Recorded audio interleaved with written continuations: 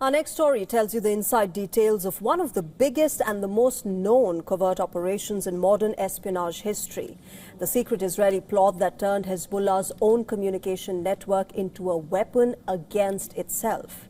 In September of 2024, thousands of pagers and walkie-talkies exploded across Lebanon within minutes, throwing Hezbollah into a disarray and stunning intelligence agencies around the world.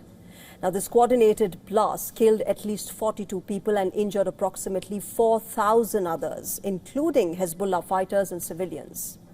Now, new revelations from a former insider sheds light on how the operation was built, protected, and finally unleashed.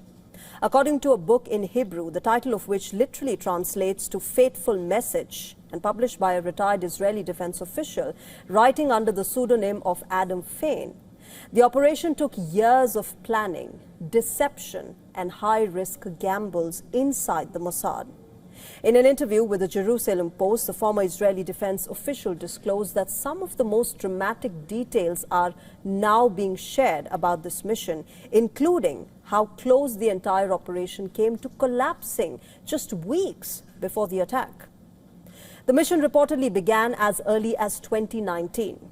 When senior Israeli intelligence officials debated whether they should create a new sabotage device beyond an existing walkie-talkie operation, which was already targeting the Hezbollah. Many inside Mossad opposed the idea. They feared Hezbollah could uncover both operations and destroy years of intelligence work. But one breakthrough allegedly changed everything. A female intelligence officer reportedly identified a large pager model with enough internal space to secretly hide explosive materials. The discovery allegedly triggered a covert manufacturing campaign.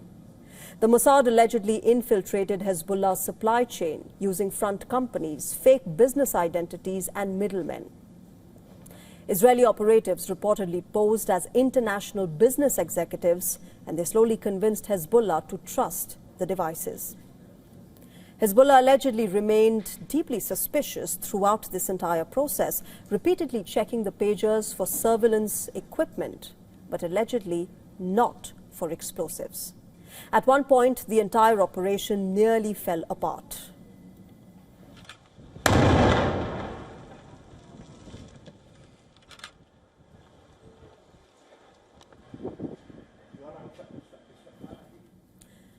Now, according to the book, a Hezbollah operative grew dangerously close to discovering the modified pagers. Israeli intel then allegedly lured him out of Beirut and into southern Lebanon, where he was killed in an airstrike before he could expose the plot.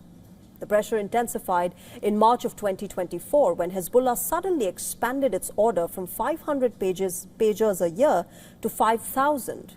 Mossad officials reportedly feared that they could not assemble the devices fast enough without making major mistakes.